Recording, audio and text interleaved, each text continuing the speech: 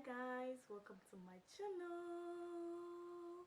Alright guys, so in today's video I will be reacting to Geography Now, and the country is Jamaica. So without further ado, let's jump right into this video.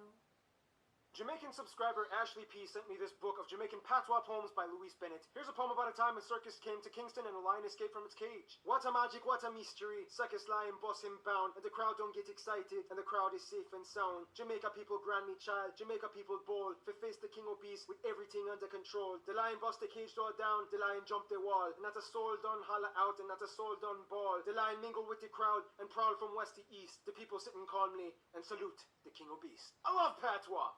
It's time to learn geography now! Hey everybody, I'm your host Barbs. Jamaica. Probably the most iconic Caribbean nation to ever hit international mainstream pop culture. So many things to talk about, let's just jump in.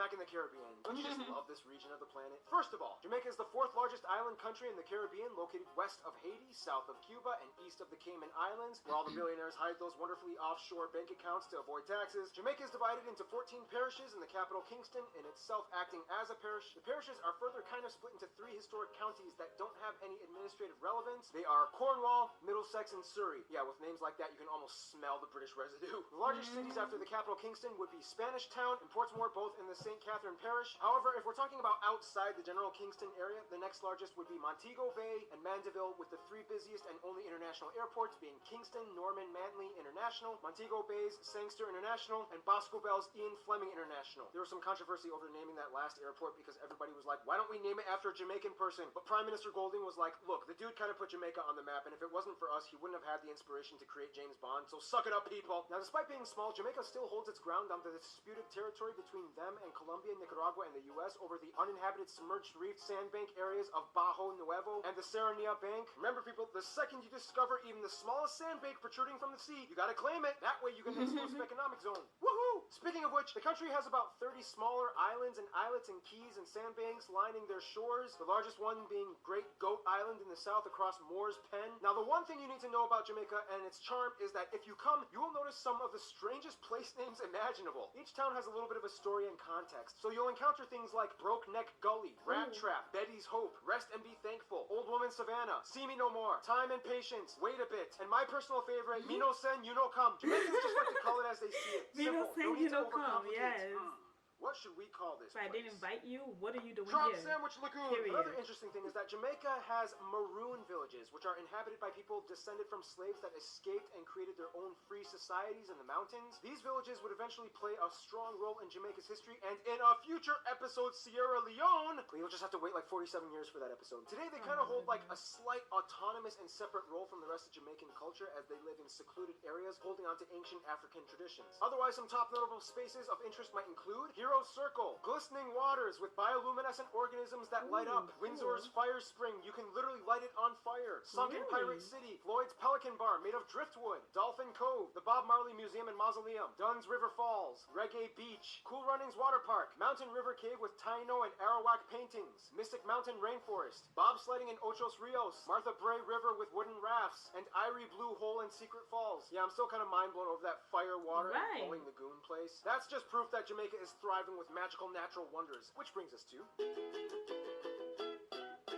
Jamaica may be small, but it is definitely loaded with natural treasures. First of all, Jamaica lies below the Cayman Trough on the Nicaragua Rise, an area in the Caribbean Sea that is elevated, giving Jamaica shallower waters and richer biodiversity. This also gives them the 7th largest natural harbor in the world, Kingston Harbor. The country is also about 146 miles long, 235 kilometers, and at its widest, only about 52 miles, 84 kilometers wide. Basically, Jamaica is made up of nice valleys and plains in the west and center, sometimes referred to as cockpit country, with the small Mocho and Dry Harbor Mountains in the center. And finally, the tallest range, the Blue Mountains, with the tallest peak, Blue Mountain Peak, in the east, starting around Kingston. The longest river being the Black River on the west side, and Wallywash Pond being the largest body of water inland. Now, just like we studied in the Dominica episode, Jamaica is also home to natural mineral and hot springs, such as Blue Hole, Bubbling Springs, Milk River, Rockford Mineral Spa, and the Blue Lagoon. Not this one, this one. Although much of the island has been stripped for agriculture, wildlife is also quite prevalent, especially in the undisturbed forests in the north and Blue Mountains. Animals like bats, hutia, boar, and the indigenous indigenous Jamaican boa and freshwater Jamaican slider turtle can be found. Speaking of agriculture, Jamaica was primarily used by the colonists for sugar plantations. However, today all sorts of crops are grown, but most notably the ackee fruit, which actually tastes salty, not sweet. Ackee is used in the national dish ackee and saltfish. Otherwise, other notable Jamaican dishes might include rice and peas, jerk chicken, chicken foot soup, manish water, steamed kalaloo, and gizada. And I know what half of you are thinking. Yes, let's talk ganja. Yes, we all know it. Cannabis is pretty internationally recognized as a part of Jamaican culture. It was actually introduced from India by indentured servants from India, which is where the word ganja comes from. It's weird because for the longest time, growing marijuana and even possessing it was illegal, even though you can literally just find plants in the middle of the forests. It wasn't until 2015 that the country voted to decriminalize and amend strict laws. Today, you are allowed to have up to 5 plants legally, more if you have a cultivator's license. Possession up to 2 ounces or 56 grams is legal, and Rastafarians are allowed to use it for religious purposes. And the Rastafarians are a whole other story. Jamaica's people are few, but incredibly world-renowned and unique in so many ways. Looks like a great time to discuss that in... Jamaica lives by the motto, out of many, one people, attributing the unity to all the cultural pieces that have made them who they are today. First of all, the country has about 3 million people and is the 3rd largest Anglophone nation in the Americas. The vast majority of Jamaicans identify as black at over 90%, about 7% are mixed, and the remainder are actually mostly made up of Asians, not whites, like the Chinese and Indian Jamaicans, with whites following after, mostly descended from British colonialists, and other people groups following. And the coolest thing is, they all speak in a Jamaican accent. Here's a white guy and a Chinese guy both born in Jamaica. We come from Jamaica. We come from the western part of Jamaica. Can't really tell you where we come from down there though, because I don't know where we come from. I'm Jamaican. Only for people don't believe me. Them don't believe I come from Jamaica because I'm Chinese. Yeah, that was pretty cool, wasn't it? They use the Jamaican dollar as their currency, they use the type A, B, American-style plug outlets, and they drive on the left side of the road. Now, even though they have a small population, Jamaica has probably made the biggest global impact for Caribbean culture out of all their neighbors. In the quickest way I can summarize their history, Tainos and Arawaks, Christopher Columbus comes in and calls it Santiago, slaves come in from Africa, Brits come in calling it Jamaica, slavery abolished in 1838. The Brits were like, dang, we need cheap labor since the slaves are free. Oh yeah, let's do the same thing we did with Guyana. Come on, Indians and Chinese! Finally, Jamaica gained independence in 1962, however, they still fall under the Commonwealth as a constitutional monarchy, where Queen Elizabeth still remains the technical head of state, but nobody really sees her as like the head of state. Now, due to Jamaica's relative isolation from the rest of the Antilles, Jamaica had to kind of develop their own unique style of customs and traditions. For one, Christianity has played a huge role in Jamaica. Jamaica also has more churches per square kilometer than anywhere else in the world. Contrary to popular belief, Rastafarianism, although started in Jamaica in the 1930s, only makes a small minority of somewhere around 5% of the population. If you don't know anything about Rastafarianism, basically it's an Afrocentric belief system that takes inspiration from the Christian Bible, as certain rituals and doctrines like the one we discussed in the Ethiopia episode, in which they believe that Haile Selassie was the Messiah, yada yada yada. If you're interested in learning it, just Google it. I wish it was that easy. I wish I could just do that for every episode. Just Google it. Jamaica. Done. Second, we all know the biggest source of global influence for Jamaica would be, no doubt, the music. Starting in the 50s, Jamaica's ska and rocksteady precursors to the 60s reggae and dancehall melodies not only became super popular in themselves, but also paved the way for other branch genres like hip-hop and EDM. In order to really appreciate Jamaican music, though, it might be wise to brush up on the part I personally find most fascinating, patois. Now, although in a legal sense, the official language of Jamaica is Standard Jamaican English, or SJE, many would say that technically there are 2 languages, the other being Jamaican patois, which is basically like an English Creole, much like what Haiti did with French. The thing is, Jamaican patois is kind of like a loose, feel-it-as-you-go type of language. It doesn't have an official standardized format, but there are certainly universally used words, such as talawa, crosses, pitney, duppy, big up, and of course, everyone knows the classics, wagwan and irie. However, when they want to emphasize something, they like repeat a word twice, like pasa pasa, licky licky, picky picky, and they always use like filler words which don't have any meaning, but it kind of illustrates the story better. For example, okay, Jamaican geography Darren wrote this, and I'm going to try to see if I could do it. So me go so bumps and run a race, then me go and run hard, and me go rups, flick, flick, and me win it easily. I don't know how I did. That was either incredibly offensive or kind of acceptable. Oh, and if you make a Jamaican friend, chances are you will get a nickname, and it's usually based off of anything they notice from you. Yo, man, what your name?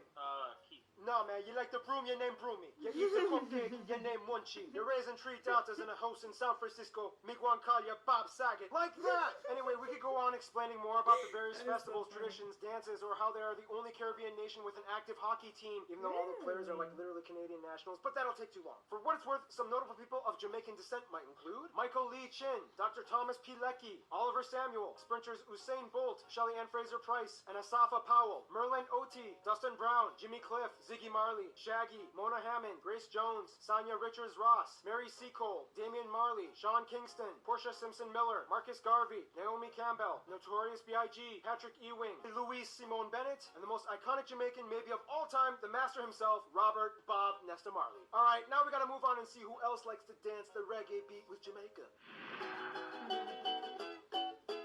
If you ask a Jamaican what Jamaicans are best at, they'll probably say something like knowing how to slow down and take it easy when life needs to. Therefore, it's not hard for other countries to like Jamaica. First of all, Jamaica has close ties to Cuba, as they have been giving scholarships and medical help for decades. Treaties and business deals have always been active. They have a funny little rivalry with Trinidad and Tobago and Barbados, though, when it comes to dominating the tourism industry and sports competitions. But when they meet up as people, it's like they're brothers all over again. China keeps an eye on them, considering that they already have a noticeable Chinese minority. By the way, Tessanne Chin, who won The Voice in the US, was like a huge deal, and they have been investing like crazy over the past few decades. Jamaicans see this as kind of like a suspiciously nice gesture because they like the business, but they don't want to be taken over by excessive debt. Also, like mentioned in the Ethiopia episode, Jamaicans love Ethiopia, especially Rastafarians. In terms of their best friends, though, the Jamaicans I've talked to have said most likely their fellow Anglophone nations, the USA, Canada, and the UK. These areas have the largest Jamaican diaspora communities, and remittance money makes a huge part of their economy. Visa-free entry is allowed for each nation, and each country places Jamaica high on tourism publicity, which in return gives them huge global popularity. In conclusion, Jamaica is like the little island that could, and music was its fuel. People all around the world now put this tiny landmass in high regard, all because they have that certain Talawa charm, but with a laid-back life that everyone admires. Stay tuned, Japan is coming up next. Alright guys, so this is the end of the video. If you like this video, please do not forget to give it a thumbs up. Also, please do not forget to subscribe to my channel, and I will see you all in my next video. Bye.